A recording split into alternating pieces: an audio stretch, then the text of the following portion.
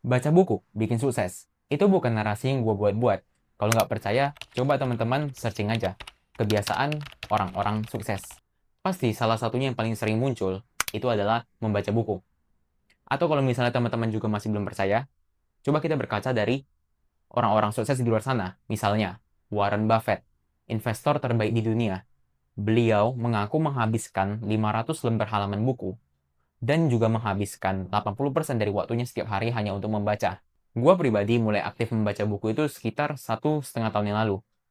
Mulai aktif di sini artinya gue mulai spending uang gua untuk ngebeli buku dan ngebangun kebiasaan membaca buku setiap hari. Kalau sebelumnya mungkin gue cuman mentok-mentok ngebaca komik atau manga, One Piece misalnya.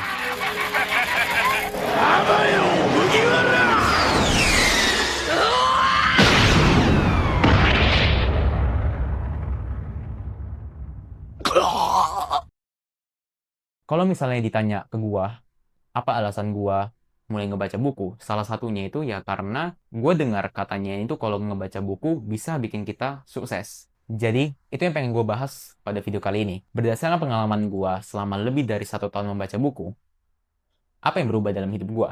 Dan apakah memang benar membaca buku itu bisa memberikan pengaruh terhadap kesuksesan?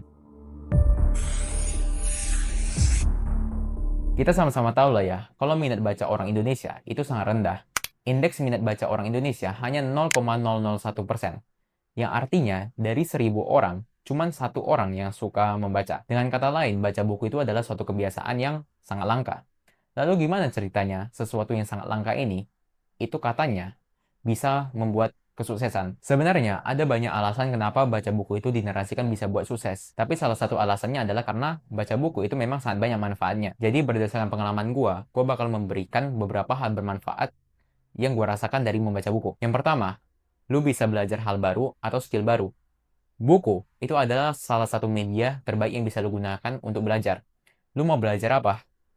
Politik, ekonomi, filsafat, komunikasi, self-improvement, itu semuanya ada. Jadi dengan lu bisa belajar skill baru atau bahkan mengembangkan skill yang udah lu miliki sebelumnya, itu bakal bisa berkontribusi ke karir lu. Dengan dia bisa berkontribusi ke karir lu, juga pasti bisa berkontribusi ke kesuksesan lu. Lalu yang kedua, baca buku sebagai paduan atau sebagai contoh kesuksesan. Dengan kita membaca buku, kita itu bisa melihat cerita sukses orang lain. Apa yang mereka lakukan, proses mereka bagaimana, sampai kesalahan apa yang udah mereka lakukan, supaya kita nggak mengulangi kesalahan yang udah mereka lakukan. Semua itu kita bisa dapat hanya dengan membaca buku. Ya memang benar, nggak semua kasus itu bisa kita copy ke keadaan kita. Nggak semua cara yang sukses untuk orang lain, itu sukses untuk kita juga. Tapi kan setidaknya ada sesuatu yang bisa kita ambil gitu, sesuatu yang bisa kita tiru. Selain kedua hal itu, sebenarnya masih banyak manfaat dari membaca buku. Contohnya, baca buku untuk kesehatan mental, baca buku untuk ketenangan pikiran, baca buku untuk mencari motivasi dan inspirasi, menambah kosakata, dan membaca buku untuk berpikir kritis. Banyak sekali manfaat dari baca buku.